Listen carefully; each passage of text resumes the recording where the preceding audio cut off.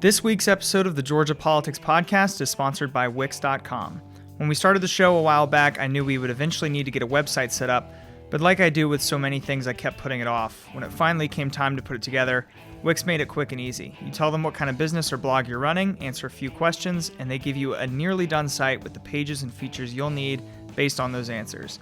You can visit our snazzy new website at thegeorgiapoliticspodcast.com and start making your own beautiful website at Wix.com. Thanks to Wix for their support of the show.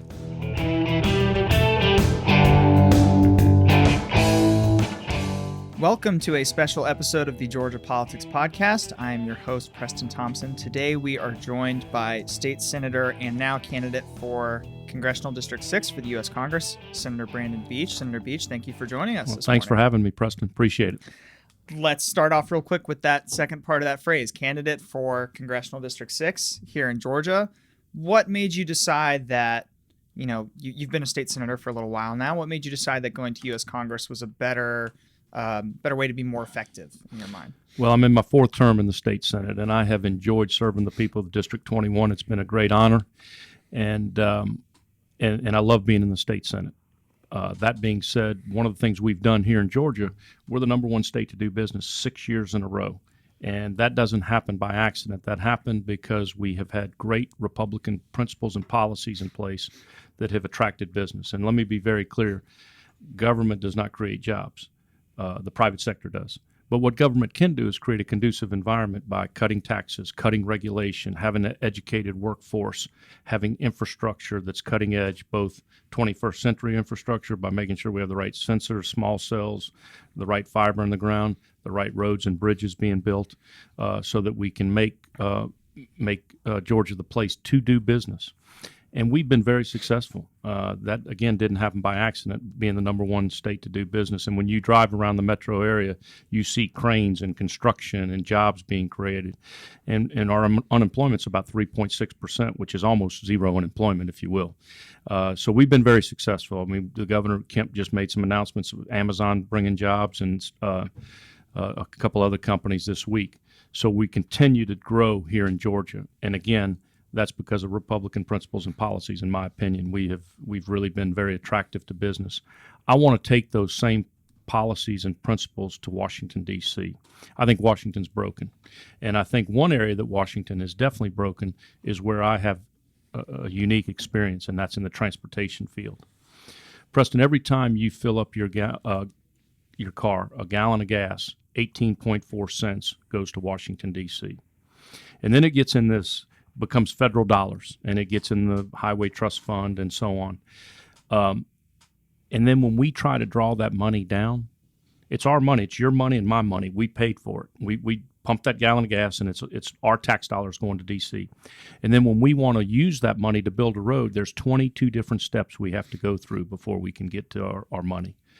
So when you really look at it, and we did a study on it on an interchange we did up in Cherokee County on 575, and Rock Mill Road, 60% of the dollar from federal dollars was spent on construction. The other 40% was spent on paperwork. That's ridiculous. We need to cut that and streamline that bureaucracy, get this money back to the states that build the roads. When you go up to USDOT, they have 2 blocks of buildings in Washington, D.C., and all they do is push paperwork. They do not put a shovel in the dirt. GDOT builds the roads. The states build the roads.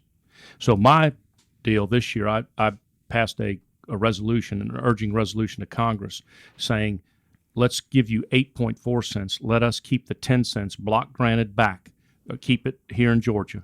But it has to be spent on construction. It can't be spent on salaries for the commissioner or buying new F-150 trucks. It would have to go to a bucket of money that would have to be spent on new construction of roads and bridges.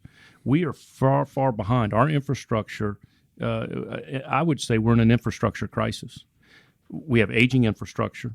I mean, not long ago, a bridge collapsed in Chattanooga. We had a bridge that collapsed because of a fire, but we had a bridge that collapsed in Chattanooga less than 2 months ago, just collapsed. And we've got an infrastructure system that was built for 200 million people in this country by Eisenhower. We're at 300 million, and they're predicting in 47 years we'll be at 500 million. Now, I'll be gone. I won't be living on this earth in 47 years. But I will tell you, I want my kids and grandkids to have infrastructure that is reliable and can get you from point A to point B. Because if we have an interstate system that was built for 200 million people and we have 500 million people in this country, it'll be complete gridlock. And so we have to invest in infrastructure. And I think that's one of the roles of government. Number one role of government is keep us safe. Keep us safe. That's number one. But number two, we got to build infrastructure, roads, bridges, waterways. So we can have commerce. You and I can't go out and build a bridge. I guess we could, but we're not going to go out and build a bridge, and we couldn't afford to. But collectively, we can pool our money together and build infrastructure that makes our life better. And I think we've done a great job up here in North Fulton. I know we've done a great job up here in North Fulton with Georgia 400, the additional capacity we're adding on Georgia 400, the new triple left lane on Windward that's going to add another lane from 400 all the way to West Side Parkway, going back towards Highway 9, right there in front of Cracker Barrel and so on. That's going to be, add mobility and ease some congestion on Windward Parkway and 400. So we're adding a lot of roads here up in North Fulton that I'm proud of that's going to help us. Voters are looking towards Washington, D.C., and they're hearing conversations around infrastructure because we've talked about it for a while, and it used to be, it would seem, a topic where people could come together. But voters across the ideological spectrum look at that city and the capital, and they say it's broken and it can't be fixed. Are there things you're hoping to take there from your experience in Georgia that, I think people, like hearing about the issues, but fundamentally before that, can the issues even get passed in a divided House? And we're not going to have a huge majority one way. So, are there things you've learned in Georgia you're going to take to Washington if elected? Well, I think the one thing about infrastructure, it is a bipartisan issue. When you're in traffic, it doesn't matter if you're Republican, Democrat, or Independent. You're in traffic, and you're frustrated, and you're in gridlock. And I can tell you that I think this is an issue we could all coalesce behind. And what I want to do is bring common sense to infrastructure. And I want to give you this example. Y'all all know about West Side Parkway. It's a road that runs parallel to 400 on the west side of 400. We had built North Point Parkway years ago, and you could go from Mansell Road to Windward. Well, we wanted to do the same thing. And we started on this project when I was on city council back in the late 90s. And we got an earmark from Congressman Isaacson, not Senator Isaacson, Congressman Isaacson, for $4.6 million. And we were popping champagne. We were so happy we got this earmark, and we were going to be able to finally build this road from Mansell Road to where Topgolf is now, Sanctuary Park. You remember they had a little skinny bridge, an old skinny bridge right there by Lake Skillet. And if a UPS truck and a fire truck tried to go on the bridge at the same time, their mirrors would hit each other. It was dysfunctional. So we got the $4.6 million. We were happy. Well, what we didn't realize when we took the federal dollars, we had to do what they call a federal NEPA study, which is the federal environmental study, one of the most stringent environmental studies there is. And what happened, Preston, we found in that little creek that's not as wide as this table we're sitting across from each other on, called Faux Killer Creek. There's a little creek that's there called Faux Killer Creek. They found an endangered species, and they shut the project down for 7 years. 7 years. And during this environmental study, you can't do any more progress on the road. You can't buy right away. You can't do anything. Everything comes to a screeching halt. 7 years later, they come back, stamp it, say it's okay, move forward. Well, guess what happened? Right away went up. Construction costs went up. Labor went up. The project should have cost $16 million from concept to ribbon cutting. It ended up costing $25 million, $9 million more than projected. We'd have been better off not to take the $4.6 million. But at the time, we didn't know that, number one. But I want you to think about the opportunity cost we lost in that by not having that road open, 9 years earlier or 11 years earlier. We should have had that built way ahead of schedule. But that 7 years put us so far behind. So consequently, by the time we cut that ribbon, from concept to the cutting of the ribbon, took 11 years to build less than 2 miles of road. Now, I want to put that in perspective. When Eisenhower came back from the war back in the 1950s, he tried to move some troops around from Virginia to Texas, and he couldn't do it. And he remembered how the Germans had the Autobahn, and they moved troops around. And so he said, we have to have an interstate system, and that's why it's called the Eisenhower Interstate System. Between 1956 and 1970, 14 years, we built 46,000 miles of interstate. Now think about that. Between 1956, 1970, and 14 years, we built 46,000 miles of interstate, and we messed around with less than 2 miles for 11 years. Something's not right. Something's out of whack. And I'm all for the environment, but when you have to study an endangered snail for 7 years, something's wrong. We've got to expedite projects. We've got to build infrastructure. Thank God Eisenhower had the political courage, the vision, and the political will to build our interstate system. Because I can tell you today, we couldn't build 460 miles of interstate system in 14 years, much less 46,000 miles. So I want to bring some common sense principles. And my idea is, look, I'm all for the environment. Let's do an environmental study. But in 12 months, if you can't find a problem probably doesn't exist. Let's move forward and let's get the roads built. So a lot of this is about over-regulation. Now, there's a conversation, I think, happening, especially in Republican primaries across the country, about regulation removal and regulation reform, especially when it comes to issues of the environment. I heard you just finish your answer there by saying, all for the environment. Is it just straight removal of we need to be able to build quickly and rapidly, or does the government have a role to play in protecting, we can talk about endangered snails, but also protecting a waterway that serves thousands of people? Let me tell you what we passed in the state. When we passed House Bill 170, which was the big transportation funding bill, the next year I sponsored a bill called Senate Bill 346. And it was dealing with environmental studies on the state level. When you didn't take federal dollars, if it was a project of $100 million or less, you still went through the environmental process. But let me explain what was going on, Preston. There were 7 different reports you had to do for the environment on a state project, not 22, but 7. And what would happen is each one would be done, then they would submit them, and then they would have to put them into one report. To take those reports and put them into one report usually would take 8 months. Okay? So we were spending 8 months waiting on paperwork. So what we did on Senate Bill 346 is say, we still want to go through those 7 steps, but once they're green lighted and checked, let's put the orange barrels out and put shovels in the ground. We're not waiting 8 months for paperwork. So what we did, we expedited the process for 8 months. If all 7 of them came back green lighted, if they all came back and they were all checked, yeah, it's good. So we basically cut out the paperwork and the bureaucracy. We still did the environmental, the 7 steps, to make sure that, to your point, the waterways were protected, the soil studies and the different studies they had to do. There's 7 of them they do. And so we did the 7, but once they said they were clean to go, we started building the road. And we got the paperwork later. We could care less about something taking 8 months to get stamped and say it was okay. So we just were able to expedite projects. And I can tell you the citizens of Georgia are happy now because they see orange barrels out. They see shovels in the dirt. We're getting roads built. I can tell you that North by Northwest corridor that we built, the 30 miles of reversible lane, it has been a huge hit. And I can tell you as an elected official, most of the emails we get is somebody complaining about something. This is one project where I've got nothing but positive emails. I'm getting home 20 minutes earlier. Even the people in the general purpose lanes that aren't using the express lanes are bragging about they're getting home 15 to 20 minutes earlier to be with their families. That's the kind of impact we want to make on transportation infrastructure. That is the longest reversible lanes in the United States, 30 miles from Sixes Road all the way to 285 on 575 to 75. And again, it's been a huge success. I don't know if you've ridden on it, but when you're riding on it, at one point you're pretty high up there. It's all elevated. Part of it's elevated.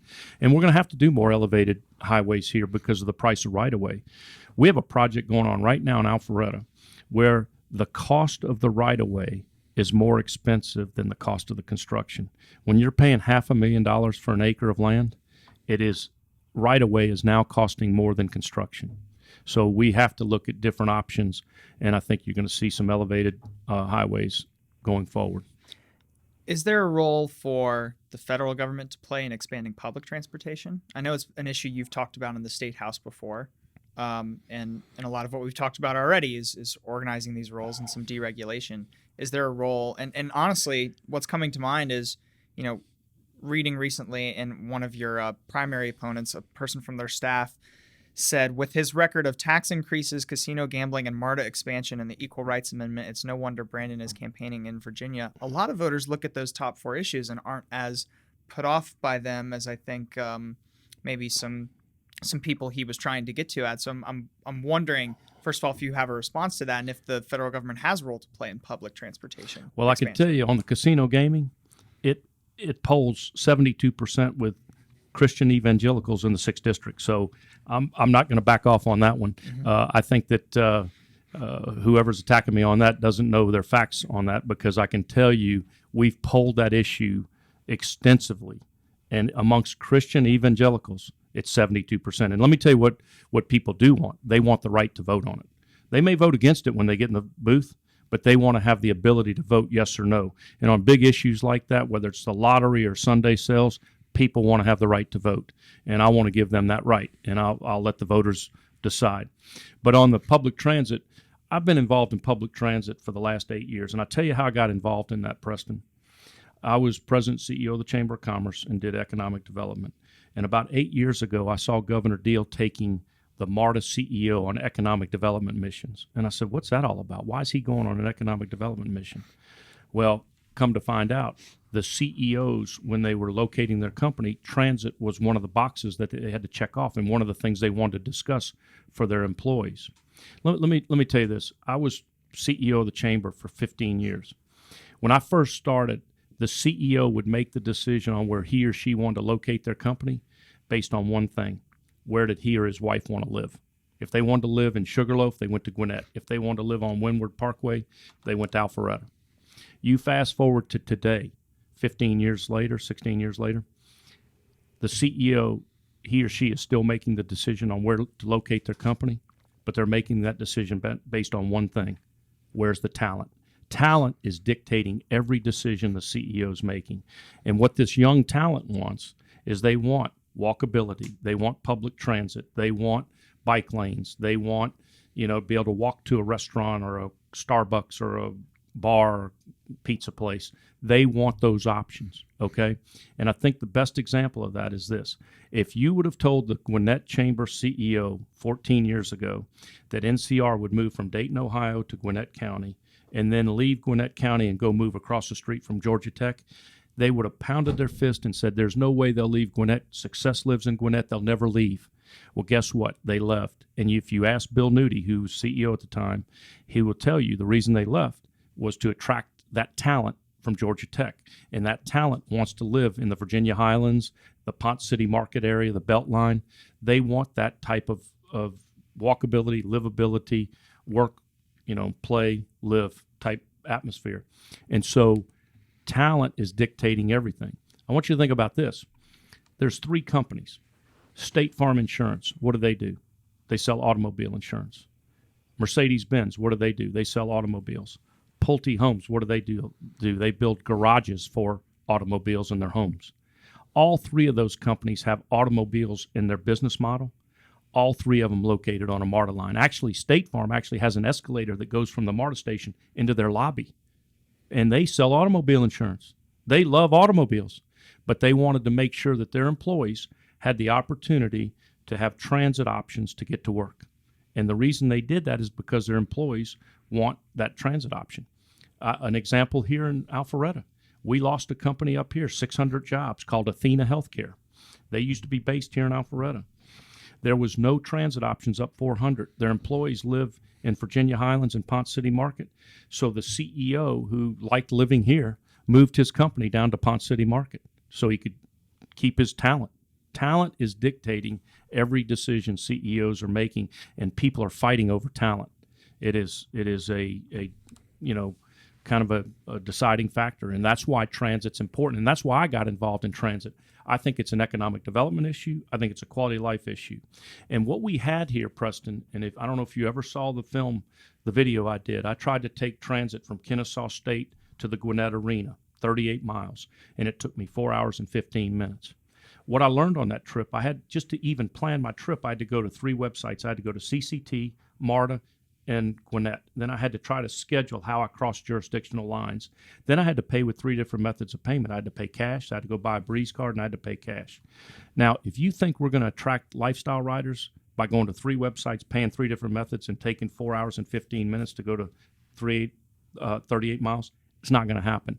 We have to have a seamless, efficient, clean, and most of all, safe transit system, and we should be able to cross jurisdictional lines. When I rode Cobb's system, it was great. When I rode Marta's system, it was great. When I rode Gwinnett's system, it was great. But there was no collaboration or coordination. And I'm a firm believer, if we're going to be in the transit business, we need to be in the transit business.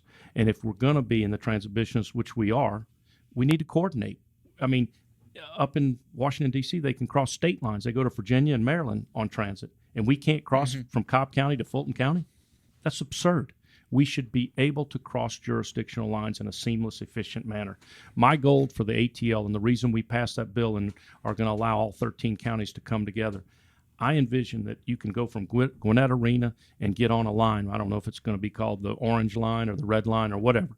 And you're going to be able to get on a system, pay with one method of payment, go to one website, figure out your trip, pay with one method of payment, and go to Brave Stadium in a seamless, efficient, clean, and safe manner. And if we do that, and if we make the customer experience good, and we have Wi-Fi throughout the tunnels, and we make it a great experience, I believe people, and I'm not naive to think everybody's going to get out of their car, but I do think it will become an option.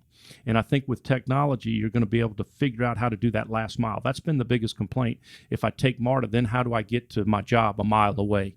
But I think with Uber and all the different technologies out there and the new scooters and all the stuff that's going on, I think we're going to figure that out of how to do that last mile of connectivity. But public transit, if we're going to be in the business, let's be in the business. And I just think that, you know, whether it's MARTA, and we're going to change the name of MARTA in the bill, by 2023, it all converts to the ATL. So my vision was this: you fly into ATL, you get on an ATL train, ATL bus, ATL express bus. When we get light rail, it'll be ATL. You have an ATL card, ATL website. Everything will be converted to where it'll be one seamless, efficient system. Right now, if you go downtown today, you will see a MARTA bus, a Greta bus, a Gwinnett bus, a Cobb bus. You'll see all these different lines, and you don't know which bus to get. It's so confusing. We need to have a very simplistic, seamless system. And I think that's what we're trying to do. Part of what's attracted businesses to Georgia is that talent like you were talking about, and a lot of that is produced by the public university system. But costs at public universities, especially the big ones, University of Georgia and Georgia Tech, have gone up the last couple of years and the last couple of decades, if we're being honest. Is there a role, if you're elected to Congress, would you support a measure that would try and either control costs or, in some cases, like maybe technical colleges, eliminate costs? Well, I will tell you, I think that's the role of state government and the university system. But that was one of the reasons that's the main reason I was trying to pass horse racing and casino gaming, was a revenue stream. If you look at our revenue stream on the lottery, it's been right at $1 billion, $1.1 billion every year. And yet we've grown in population from 6 million to over 10.5 million. And our university system has grown. And so more kids are going to college. When my daughter went to Georgia, she got 100% of the hope. Right now, if you're going to the University of Georgia, you're getting about 70%. We just can't, continue to fund it at the level we were funding it unless we have other revenue streams or raise taxes. And I'm not for raising taxes, but I would look at other revenue streams like casino gaming and horse racing to help fund. Because I will tell you, the Hope Scholarship's been the best thing we've ever done. It's kept our best and brightest here. It's allowed kids that couldn't afford to go to college, and it's elevated our university system. 30 years ago, it was easy to get in Georgia. It's not as easy to get in Georgia as it was 30 years ago because of it's elevated our status, if you will. So I don't know that the federal government needs to play a role there, but I do know that state government should look at that. And we've done that with the technical system. If you look, you can go and there's 17 different classifications. You can go get a free education because we know those are job areas that we are lacking people in, whether it's truck drivers or whether it's welders or whether it's nurses or so on. There's 17 of them. I don't know all 17 right offhand, but there's 17 different categories of jobs that we want to get people educated in. And I will tell you, I was involved in getting the $25 million. Jan Jones, Speaker Pro Tem Jones, and myself in the Senate, we were able to get the $25 million for the new technical college across from Avalon. Mm-hmm. And I'll be honest with you, 12, 15 years ago, I thought all our kids went to four-year colleges. We don't need a technical college. But then when I started hearing from employers that they needed certified employees they didn't need all these college graduates. They needed people that were certified in some kind of Microsoft or Cisco or whatever, and they needed people in the healthcare industry that were certified to do ambulances and so on. And one of the things that really got my attention was the president of Gwinnett Tech told me, he said, if you have a heart attack, before you see an educated doctor, you have 5 people touch you, whether they're putting the IV in or taking your blood pressure or whatnot. There's 5 people that touch you from the ambulance driver to the hospital that are not a 4-year college degree. They're certified in our technical college system. So that made me think, well, I want to make sure we're investing in technical education.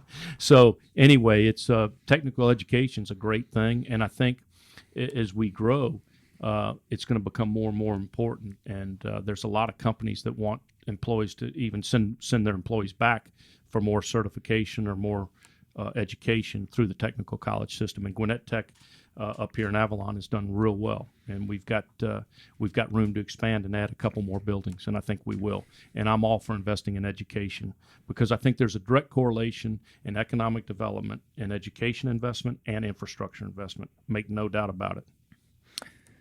Primaries can be a little tricky because everybody's more ideologically aligned. We've talked about transportation. What are some other things, either in policy initiatives or your background, that you think separate yourselves from other Republican candidates in the field? Well, I mean, you make a great point, Preston. When you look at it, in a Republican primary, we're all for cutting taxes. We're all for cutting regulation. We're all for the Second Amendment. We're all pro-life. So we all check those boxes. What separates me is my experience in economic development, job creation, and infrastructure. I mean, when you think of Brandon Beach, me, let's go back. When you think of Tom Price, what do you think about? Healthcare. You think of John Carson, our state representative over in Cobb County, what do you think about? Tax policy. That's his deal. When you think of me, you think about jobs and infrastructure. That's kind of my brand, if you will. Okay? And so I think that's what differentiates me from my candidates. I would ask you what you think of my candidates when you think of them. Is there something certain that you think of them? I mean, when you talk about me, you know that I'm the jobs and transportation guy, if you will, and that's my identity, and I'm not going to run against it or run from it. I believe in infrastructure investment. I believe in jobs.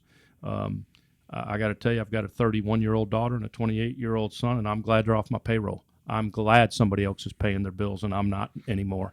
So it's great that I don't pay any of their bills anymore. So I'm glad they have jobs and they're doing well. If you were to win the nomination, when you have an election next year, there will be a presidential election on the same ballot.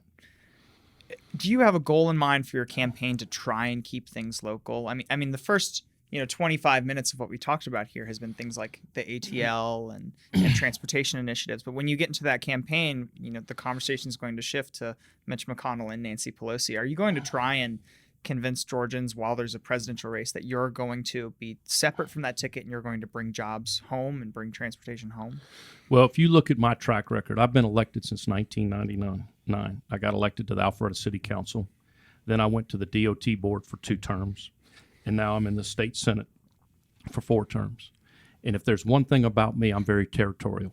I take care of my district. I care about my district. I represent my district. And that is not my Senate seat. It's the people's Senate seat. I'm lucky I get to go sit in it. And I sit in it because they allow me to go down there. And I have fought for money and projects in my district. We got $100 million last year in BRT money that's coming up $400. That didn't happen by accident. It's because I went down there and I fought for it. I worked for it. And I can give you another example. In Cherokee County, I got $9 million for a road to be built between Highway 20 and Highway 140. And it was built, and then there was a bridge built. Then they built a Northside Hospital, $400 million investment. I mean, I don't know how many thousands of jobs are up there now with all those medical office around. I will fight for that type of $9 million investment every day when it's going to build jobs and create jobs and have $400 million of investment in a new hospital, which is a critical component for economic development. When I was doing economic development, the first thing people would ask for is, tell me about your schools, then tell me about your health care. That was the second thing. Do we have adequate health care for our employees? So I'll fight for that every day. And so I've been very, very territorial. I plan on doing the same thing. The 6th district will be my first priority, and making sure that I bring resources back to the 6th district, and I'll fight for the 6th district. So to answer your question, yes, I will be very much so working for the people that elected me to represent them, and I've done that throughout my career in the 21st district of the state Senate. That being said, I realize how important that Port of Savannah is to us, and if I have to help there, I'm going to vote on an issue that's good for the Port of Savannah, because it creates jobs in the 21st district and the 6th district of the Congressional 6th district. So, I mean, you got to look at things holistically also, but I will tell you my main priority is going to be the 6th Congressional district. Voters are looking at Washington, D.C. right now, though, and not even in the height of an election season. I don't think, any average voter sitting home at their table is excited for the ranker that's about to come out next year. I mean, we're in July before the election season, and already Republicans versus Democrats is nastier than it's ever been.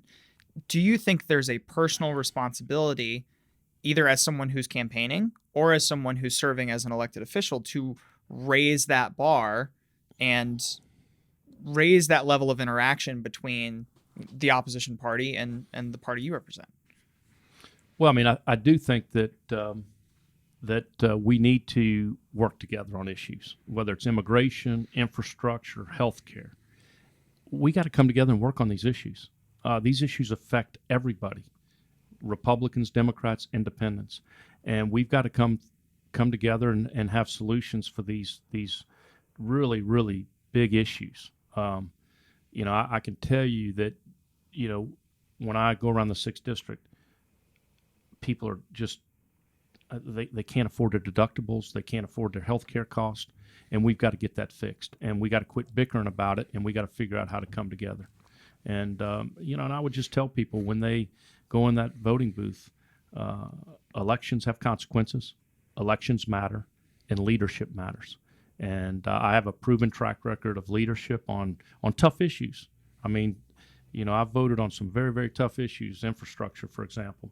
But I took the vote, and I stand behind all my votes, and I think I did what was the best thing for our area.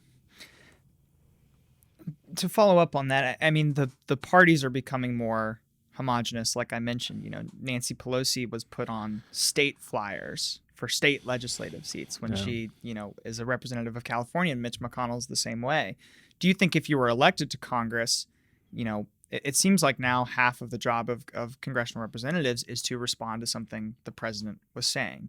And you were talking about your past qualities of leadership and sometimes maybe even breaking the party line.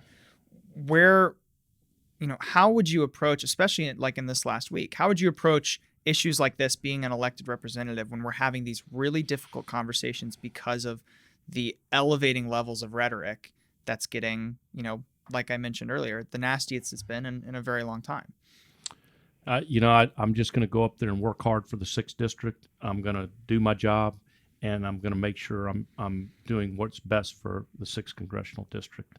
I'll work with anybody that wants to work on solutions on infrastructure, immigration, healthcare, and hopefully we can cut out some of this really, really negative rancor, as you said, and have some civility back in public policy. I got to tell you, we may not agree on something, but we can disagree without being so disagreeable. And I would like to see more of that. But I would tell you, I think the press plays a little bit of part in this. They try to pit each other, pit both parties against each other. And I think we got to do what's best for the citizens of our district throughout the country, and we got to do what's best for our country. I mean, let me tell you, we got a great country. It's the land of opportunity, economic prosperity. You can do whatever you want in this country, and that's a great thing that we've got going for us.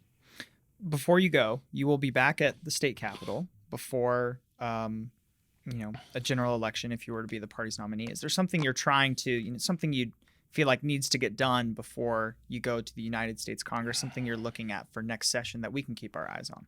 Well, I think we will look at cutting the income tax again. We cut it last time, and we led the charge on that. I think we will further cut the income tax. So I think that's going to be probably the number one priority for us, is to reduce it even more. And we're going to continue to cut regulations. I mean, if you look at of what we've done in the film industry, for example, I want you to think about when we first got into the film industry, people laughed at us. They said, you won't even be the Hollywood of the South, much less take on Hollywood. All right? We are the number one state in the United States in film and TV. And I got to give Tyler Perry a lot of that credit, and Chick-fil-A Dan Cathy for Pinewood Studios, and Ozzie Aru with Aru Brothers Studios. But we've got stuff going on all over our state. I mean, and if you ever go out there, it's amazing the jobs. You've got carpenters, electricians, hairdressers, wardrobes, food trucks, caterers. It is a slew of jobs, and it's great jobs, and it's been great for our communities. So I mean, I think if you and there's an example of what we did in North Fulton. We all came together, all 6 cities, and there's one now form to fill out if you want to close a street, for an example. So you don't have 6 different cities having different rules. So we've kind of, if you will, eliminated some red tape for that industry to help them, get movies filmed, and it creates a lot of jobs, and it creates excitement. It's amazing how many people still go down to Savannah and sit on that bench that Forrest Gump sat on. I mean, think about that. It's a landmark, and it's made that area famous. So the film industry's been good. Senator Brandon Beach, thank you for joining us this morning. I know we're all looking forward to following your campaign, and I hope you'll come back sometime soon. Well, then go to beachforcongress.com to learn more about our campaign. Thank you. Senator Beach represents parts of North Fulton. He is running for Congressional District 6 here in the North Metro Atlanta area. This has been a special episode of the Georgia Politics Podcast. Thank you to Wix for sponsoring the show. I'm your host, Preston Thompson, and we'll talk to everybody next week.